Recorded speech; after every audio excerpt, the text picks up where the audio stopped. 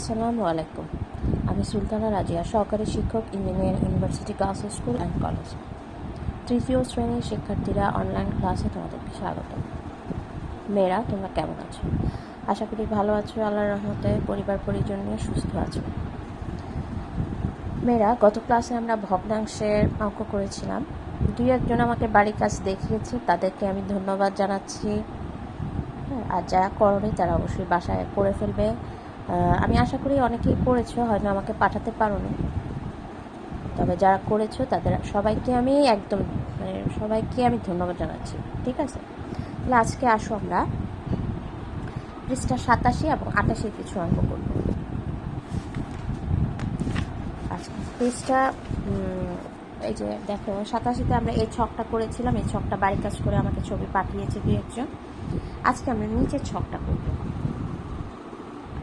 নিচের ভগ্নাংশের জোড়া সমতুল বা সমতুল নয় তা পরীক্ষা করি এবং যেটা সমতুল বা সমতুল নয় নির্ণয় করে সেটাতে একটা টিক চিহ্ন দিব। আচ্ছা, এর আগে মেয়েরা আমরা কিভাবে সমতুল ভগ্নাংশ বের করেছিলাম, মানে একটা সূত্র ছিল, একটি ভগ্নাংশের হরের সাথে অপর ভগ্নাংশের লবের গুণফল সমান হলে সেটি হবে সমতুল ভগ্নাংশ। এই যে দুইটা ভগ্নাংশ আছে, এটা লবের সাথে এটা হর গুণ করা হয়েছে, আর এইটার লবের সাথে এটার হর গুণ করা হয়েছে। দেখা গেল দুইটার গুণফল 4 আসছে, তার মানে এটা হচ্ছে একটা সমতুল ভগ্নাংশ। ঠিক এই সূত্রটা ফলো করে আমরা এই অঙ্কগুলো করব। আচ্ছা মেয়েরা দেখো, এখানে দুইটা ভগ্নাংশ আছে, 5/2, 10/4। তাহলে দেখো এটার লব আর এটার হর গুণ করছে 2 পূরণ 10, আর এটার হর আর এটার লব গুণ করছে 5 পূরণ 4।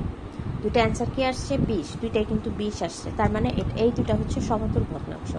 দেখো এখানে দুইটা ঘর আছে, সমতুল সমতুল নয়। যেহেতু এটা সমতুল, তাই সমতুলের ঘরে একটা টিক চিহ্ন বসছে। আচ্ছা, আর যদি সমতুল নয় হতো তাহলে এখানে একটা টিক চিহ্ন বসতো। যেহেতু দুইটা গুণফল সমান আসছে, তার মানে এরা সমতুল, এই ঘরে টিক চিহ্ন আসছে। ঠিক আমরা এইভাবে নেক্সট অঙ্কগুলাই করে ফেলবো। 3/2, 5/3, 3/2, 5/3। তাহলে দেখো লব আর হর গুণ করছে 2 পূরণ 5, 10, 5 দুগুণে 10, 3 পূরণ 3, 3 তিরিকে 9। তার মানে দেখো দুইটা গুণফল ভিন্ন রকম আসছে, একটা আসছে 10, একটা আসছে 9, তার মানে এরা হচ্ছে সমতুল নয়। তাহলে আমি কোথায় টিক চিহ্নটা দিব? এখানে টিক চিহ্নটা দিব। আর এই যে এই লাইনটা আছে না, আমরা ঠিক এখানে করে ফেলবো। দেখো আমি একটা করে দিচ্ছি, বাকিগুলা তোমরা করবে।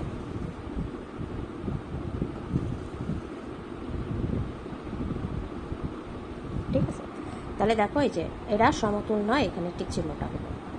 তারপরে দেখো এই অঙ্কগুলো আমি তোমাদেরকে করে দেখিয়ে দিয়েছি। দেখো 4/3, 12/9। তাহলে 3 আর পূরণ 12 গুণ হবে 3 বারং 36, 4 পূরণ 9, 4 নং 36। তাহলে কি দুইটা সমান, তাহলে এরা সমতুল। তাহলে তুমি কি করবা, এখানে গুণ দুটা করবা আর এখানে একটা টিক চিহ্ন দিবা। ঠিক আছে, 6/4, 12/8। তাহলে 4 পূরণ 12, 48, 6 পূরণ 8, 48। দুইটাই সমান, তার মানে সমতুল। 7/4, 28/16। তাহলে 4 আর 28 পূরণ করলে হলো 112। 4 8 32, হাতে আছে 3, 4 দুগুণে 8, 9 10 11, 112। 7 পূরণ 16, 6 7 42, হাতে আছে 4, 7 1 7, 8 9 10 11, মানে দুইটাই 112, তার মানে সমতুল। 5/3, 10/9। 3 পূরণ 10, 5 পূরণ 9, 3 10 30, 5 নং 45। তাহলে কিন্তু দুটা সমান নয়, তাহলে এখানে লিখবো সমতুল নয়। আমি এখানে লিখে দেখিয়েছি, তোমাদের লিখতে হবে। তোমরা কি করবে, এই পূরণগুলাই ঘরটার মধ্যে ছোট ছোট করে করবে, আর যে রেজাল্ট আসবে সেখানে তোমরা টিক চিহ্ন দিয়ে দেবে। খুব সোজা, তাই না? আচ্ছা, এবারে আসো পৃষ্ঠা 88। এখানে তোমাদেরকে কিছু কাজ দিয়েছে, ভগ্নাংশগুলো লিখি। লব 2, হর 5। তার মানে লব 2 আর হর 5 হলে ভগ্নাংশটা কেমন হবে দেখতে? ভগ্নাংশটা হবে দেখো, লব 2, হর 5। এরপরে আছে হর 9, লব 5। তার মানে 5 উপরে যাবে আর হর লব উপরে, লব 5 আর হর হচ্ছে 9। ঠিক আছে, আচ্ছা সবসময় কিন্তু মনে রাখবে হর কিন্তু নিচে থাকবে। এবারে আসো পরের অঙ্কটা। নিচের ভগ্নাংশ 3টি করে সমতুল ভগ্নাংশ লেখো। দেখো এই যে আমরা কিন্তু গত ক্লাসে কিভাবে সমতুল ভগ্নাংশ বের করতে হয় আমরা কিন্তু শিখেছি। ঠিক আছে, তোমাদের এখানে কয়টা বের করতে বলা হয়েছে? 3টা। তাহলে আমরা কি প্রসেসে বের করব? দেখো প্রথম ভগ্নাংশটা আছে 5/1। আমরা 1 দিয়ে গুণন করব না, কারণ রেজাল্ট একই আসবে। আমরা 2 থেকে স্টার্ট করছি। ভগ্নাংশটা লিখে 2 দিয়ে তুমি লব এবং হরকে গুণ করবা। 2 অক্ষে 2, 5 দুগুণে 10। তারপরে আবারও সেম ভগ্নাংশটা লিখে এবার 3 দিয়ে করবা। 3 অক্ষে 3, 3 5 15। আবারও সেম ভগ্নাংশ লিখে 4 দিয়ে করবা। 4 অক্ষে 4, 4 5 20। তার মানে দেখো আমরা 3টা সমতুল ভগ্নাংশ পেয়ে গেলাম। 10/2, 15/3, 20/4। তাহলে আমরা এই যে এই 3টা আমরা এই ছকটার মধ্যে লিখে ফেলবো। দেখো এই যে এই ছকের মধ্যে আমরা 3টা রেজাল্ট বসিয়ে দিব। আমি নেক্সট অঙ্কটাও করে দেখিয়েছি। 7/2। প্রথমে আমি 2 দিয়ে গুণ করেছি। 2 দুগুণে 4, 7 দুগুণে 14। তারপরে 3 দিয়ে, 3 দুগুণে 6, 3 7 21। তারপরে 4 দিয়ে, 4 দুগুণে 8, 4 7 28। তার মানে দেখো এই যে 3টা বের হয়ে গেল। তুমি এই 3টা রেজাল্ট কী করবা? এই 3টা ঘরে শূন্য করে লিখে ফেলবা। আচ্ছা, 8/1 এটা আমি আর করে দেখালাম না, এটা তোমরা করে ফেলবা। আচ্ছা, এরপরে আসো, নিচের ভগ্নাংশ জোড়া সমতুল বা সমতুল নয় তা পরীক্ষা করো। পরীক্ষা করি, সমতুল বা সমতুল নয় নির্ণয় করি এবং টিক চিহ্ন দিই। এটা একটু আমরা কিছুক্ষণ আগেই করলাম। হ্যাঁ, আমি একটা অঙ্ক দেখিয়ে দিলাম। এই যে 3/1, 9/4। আমি দেখো ভুল করেছি।